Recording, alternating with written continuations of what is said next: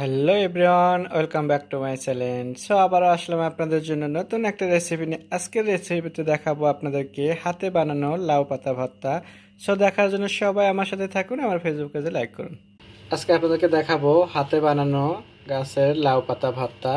সেটা আমি গাছ থেকে তুলে নিয়ে আসলাম, একটু আগে নিয়ে এসে গাছে রেখে দিয়েছিলাম। এখন এটাকে ভালো করে ধুয়ে নেবো, নিয়ে আমি সিদ্ধ করে নেবো।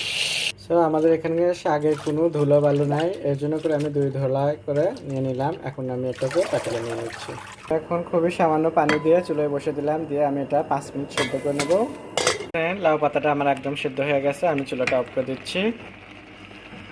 এখন এটাকে পানিটা একটু ঝরে নেব, এর জন্য একটা ঝাড়ঝুতে করে রেখে দিলাম। এখন একটু ঠান্ডা হওয়া পর্যন্ত অপেক্ষা করব, তারপর আপনাদেরকে ভর্তা করে দেখাবো।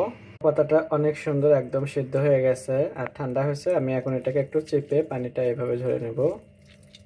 তো আমি লাউ পাতাটা দেখতেই পাচ্ছেন একদম চিপে নিয়ে নিয়েছি। এখন আমি এটা ভর্তার জন্য কি কি উপকরণ নিয়েছি সেটা দেখাচ্ছি।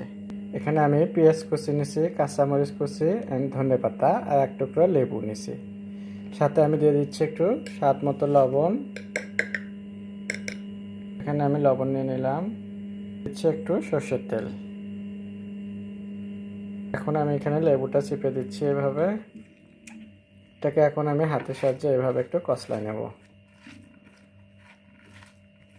কষলানো হয়ে গেছে, এখন আমি এখানে দিয়ে দিচ্ছি লাউ পাতাটা। লাউ পাতা দিয়ে এটাকে আমি ভালো করে এভাবে হাতের সাহায্যে কষলায় নিয়ে নেব। এটার একটা খুবই সুন্দর একটা স্বাদ লাগে এরকম হাতে বানানো ভর্তা। যারা এখনো এরকম হাতে বানানো লাউ পাতা ভর্তা খাননি, সো অবশ্যই এটা তাড়াতাড়ি আপনারা বানিয়ে খাবেন। এভাবে দেখবেন যে খুবই মজাদার। এটা থাকলে পান্তরে গরম ভাতের সাথে আর কিচ্ছু লাগে না, এটা দিয়ে আপনারা 2 প্লেট ভাত খেতে পারবেন। সো আমার হয়ে গেল হাতে বানানো লাউ পাতা ভর্তা। আশা করি আপনাদের ভালো লাগবে। আপনাদের যদি ভালো লাগে থাকে বাসায় তো অবশ্যই এভাবে একবার হলেও ট্রাই করবেন, অ্যান্ড আমার ফেসবুক পেজে লাইক দেবেন। বেশি বেশি করে শেয়ার ও কমেন্ট করবেন। নতুন নতুন ভিডিও দেখার জন্য আমার সাথেই থাকবেন। সবাই ভালো থাকবেন। আল্লাহ হাফেজ।